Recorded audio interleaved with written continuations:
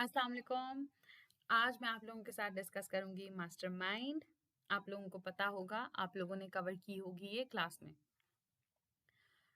हम लोगों ने डिफरेंट तरह की गेम्स को कवर किया है एंड गेम्स वाले पार्ट में this was the last game. इसका लिंक गिवन है आप लोगों के साथ जो शेयर की गई हैं स्लाइड्स, उनमें भी और यहाँ पे भी। प्रीवियसली हम लोगों ने जो कुछ गेम्स डिस्कस की थी, उनमें गेम्स दो तरह की थी।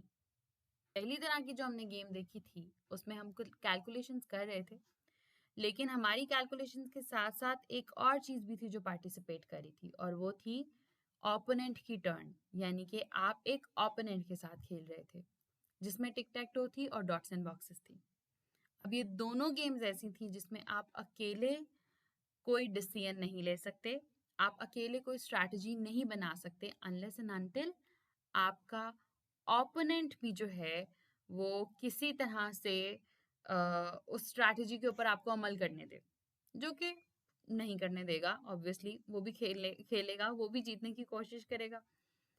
तो इन गेम्स में जो है ना, एक बहुत बड़ा बैरियर ये होता है जीतने के लिए कि आपका ओपोनेंट भी सोच रहा होता है। There are two brains who are working oppositely, मतलब एक दूसरे के ऑपोजिट काम कर रहे हैं। आप जीतना चाहते हैं, आपका ओपोनेंट भी जीतना चाहता है, आप चाहते हैं आपका ओपोनेंट ना जीते, आपका ओपोनेंट भी चाहता है कि आप ना जीतें। इसके बाद हम लोगों ने दो और गेम्स देखी थी, जिनकी तरह की बहुत सारी गेम्स आपको और मिल जाएंगी बाय द वे। लेकिन ये दो गेम्स कौन सी थी? ये दो गेम्स ऐसी थी जिसमें आपका ओपोनेंट नहीं होता, एक ग्रिड है जो ऑलरेडी बना हुआ है और आपने उसको गैस करना है और आपने अकेले गैस करना है। नॉर्मली उसमें चैलेंज होता है टाइम का, लेकिन टाइम कंस्ट्रेंट वैसे हमने ख़त्म की हुई थी आपके खेलने के लिए। लेकिन नॉर्मली कंस्ट्रेंट ये होता है कि आप कितनी जल्दी उस ग्रिड को फिल करते हैं। सो कुछ ग्रिड हिडन होता है, कुछ विजिबल होता है, और एक चीज़ इस पे हमने सबसे ज़्यादा फोकस किया था वो ये था कि किसी भी टाइम पे आपने कोई गेस नहीं लगाना, आपने जो है वो कोई तुक्का नहीं मारना, बल्कि सही सही आंसर जो है वो उस सेल पे रखने की कोशिश करनी है। इसलिए क्योंकि जब हम गेम में थोड़ा आगे निकल जाएंगे तो हमें याद नहीं रहेगा कि किस चीज़ के बारे में हम 100% श्योर थे और किस चीज़ के बारे में हमने उस वक़्त सिर्फ गेस किया था और हमने लेट्स सपोज करके एक नंबर रख दिया था, और अब आके तो गड़बड़ हो गई है, अब समझ ही नहीं आ रहा कि क्या करें। ठीक है? सो इस चीज़ के ऊपर फोकस था कि फुटोशुकी और सुडोकू में हम कहीं पे भी किसी भी किस्म का तुक्का नहीं लगाएंगे। Let's suppose there is a game और आपने गेस करने हैं कोई से दो कलर्स। किस तरह से? कि मैंने कोई से दो कलर्स सोच लिए हैं। कहाँ से? रेड, ऑरेंज, ब्लैक और वाइट। आपने मुझे चार की ऑप्शन दी और आपने कहा इनमें से कोई दो कलर सोच लो। मैंने कहा ठीक है, मैंने सोच लिए हैं। अब आपने गेस करनी है मेरी सिलेक्शन के मैंने क्या सोचा है। अब इस तरह से कि आपके पास चार कलर्स हैं और चार कलर्स में से मैंने कोई दो कलर सोच लिए हैं, तो इस मौके पे किसी और तरह की कैलकुलेशन नहीं हो सकती इतनी सी इंफॉर्मेशन के साथ। इतनी सी इंफॉर्मेशन के साथ सिर्फ एक ही काम हो सकता है, और ये है कि टेक अ वाइल्ड गैस। आप कोई भी वाइल्ड जो है गैस लगाएं और आप कुछ भी बोल दें। सो लेट्स सपोज आपने बोला रेड और ऑरेंज। अच्छा, अब रेड और ऑरेंज से पहले हम ये चेक कर लेते हैं कि अगर मैंने कुछ सोचा है तो तो क्या सोच सकती हूँ मैं? मतलब ये चार कलर्स हैं और उसमें से मैंने दो कलर सोचने हैं, तो मैं या तो रेड और ऑरेंज सोचूंगी, या रेड और ब्लैक सोच लूंगी, या रेड और वाइट। अब रेड के सारे कॉम्बिनेशन खत्म हो गए। ऑरेंज के साथ मैं ब्लैक सोच सकती हूँ या ऑरेंज के साथ वाइट सोच सकती हूँ। ऑरेंज के साथ रेड हमारा ऑलरेडी एग्जिस्ट करता है, जब हम रेड के पेयर्स कंप्लीट कर रहे थे तो ऑरेंज भी निकल गया, पीछे क्या बचा? Black and white. So total आपके पास 6 ऑप्शंस है। अब 6 ऑप्शन में से कोई एक ऑप्शन होगी जो इस वक्त मैंने सोची होगी। ठीक है? तो लेट्स सपोज आप कह देते हैं रेड एंड ऑरेंज। अब मेरा फीडबैक बहुत मैटर करता है, और उस फीडबैक को आप कैसे प्रोसेस करते हैं वो बहुत मैटर करता है। देखें, 6 सवाल पूछने के बाद कि क्या वो रेड और ऑरेंज है, क्या वो रेड और ब्लैक है, और लेट्स सपोज मैंने ब्लैक एंड व्हाइट सोचा हुआ है ना, तो वो सबसे अगर आखिर में आ रहा है तो 6 क्वेश्चंस पूछने के बाद आप इवेंचुअली अपने आंसर तक पहुंच जाएंगे। हम कोशिश ये करेंगे कि हमें 6 क्वेश्चंस पूछने की जरूरत ना पड़े, हम साथ साथ एक क्वेश्चन के साथ साथ ही थोड़ी बहुत कैलकुलेशन करके और ऑप्शंस को भी निकालते जाएं। सो आपने कहा कि क्या आप रेड और ऑरेंज सोच रही हैं?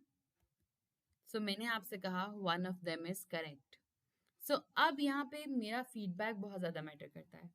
मेरा फीडबैक जो है वो ऐसे नहीं है कि रेड ठीक है, ये भी नहीं है कि ऑरेंज ठीक है, या ऐसे नहीं है कि रेड इनकरेक्ट है और ऑरेंज, या मे बी ऑरेंज इनकरेक्ट है। मेरा आंसर है one of them is correct.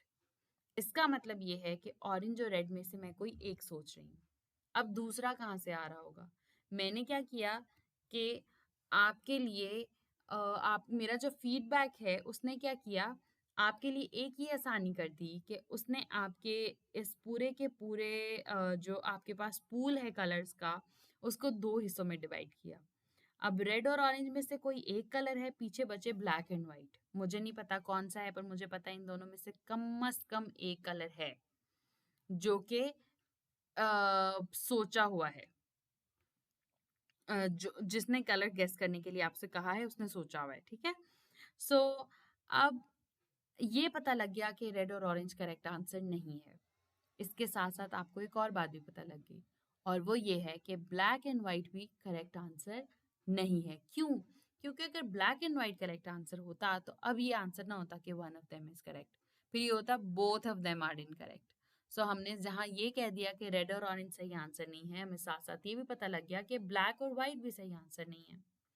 So अब ये है कि रेड और ऑरेंज में से एक सेलेक्ट कर लेते हैं और ब्लैक एंड व्हाइट में से एक सेलेक्ट कर लेते हैं, और देखते हैं किस तरह का फीडबैक आता है। सो लेट्स सपोज हमने सेलेक्ट किया रेड एंड व्हाइट। जैसे हमने रेड और व्हाइट सेलेक्ट किया तो उसने हमें कहा one of them is correct. One of them is correct का क्या मतलब है कि अब रेड और व्हाइट तो नहीं है। रेड और व्हाइट होता तो one of them is correct ना आता। तो रेड और व्हाइट आपके पास क्या हो गया, ये ऑप्शन एलिमिनेट हो गई। इसके साथ आपको ये भी पता लग गया है कि ऑरेंज और ब्लैक भी नहीं है, क्योंकि अगर रेड और व्हाइट में से कोई एक ठीक है तो इसका मतलब है ऑरेंज और ब्लैक भी दोनों ठीक नहीं हो सकते। तो जहां हमने रेड एंड व्हाइट के ऑप्शन को निकाला, हम ऑरेंज और ब्लैक के ऑप्शन को भी निकालेंगे। अब आप देख रहे हैं, वरना जैसे अभी लेट्स सपोज ये लास्ट वाले में ऑरेंज और रेड था, आप सिर्फ अगर ऑरेंज और रेड को एलिमिनेट करते और ब्लैक एंड व्हाइट को ना करते तो आपकी ऑप्शन इतनी कम ना होती। अब यहाँ पे भी रेड और व्हाइट को सिर्फ आपने एलिमिनेट नहीं किया, आपने साथ में ऑरेंज और ब्लैक को भी किया। तो अभी तक आपने सिर्फ 2 क्वेश्चंस पूछे, हमने कंप्यूटर को 2 आंसर्स बताए, और आप देखें कि हमारे पास 4 ऑप्शंस तो एलिमिनेट हो गई। ठीक है। और अभी भी तब जब हमें वो सही तरह खुल के कुछ बता भी नहीं रहा, बस हमें ग्रुप में बता रहा है कि भाई इस ग्रुप के साथ ये वाला काम हो रहा है। ठीक है।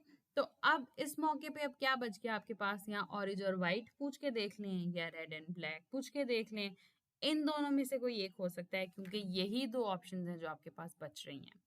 मतलब रेड और व्हाइट इकट्ठे तो वो कह रहा है कि ठीक नहीं, इनमें से एक ठीक है। अगर लेट्स सपोज हम कहते हैं रेड ठीक है तो रेड के साथ ब्लैक पूछ लें, और अगर लेट्स सपोज हम कहते हैं ऑरेंज ठीक है तो ऑरेंज के साथ हम व्हाइट पूछ लेंगे। और हमने ऑप्शन करेक्ट जो चूज की है वो है रेड एंड ब्लैक, और उस पर इसने कहा है congratulation your answer is correct. इसका मतलब रेड एंड ब्लैक है और ऑरेंज और व्हाइट नहीं है, वो एलिमिनेट हो गई। सो आपके पास टोटल 6 ऑप्शन थी, और 6 में आपको ज्यादा से ज्यादा कितनी ऑप्शन, 3 दफा पूछना पड़ा।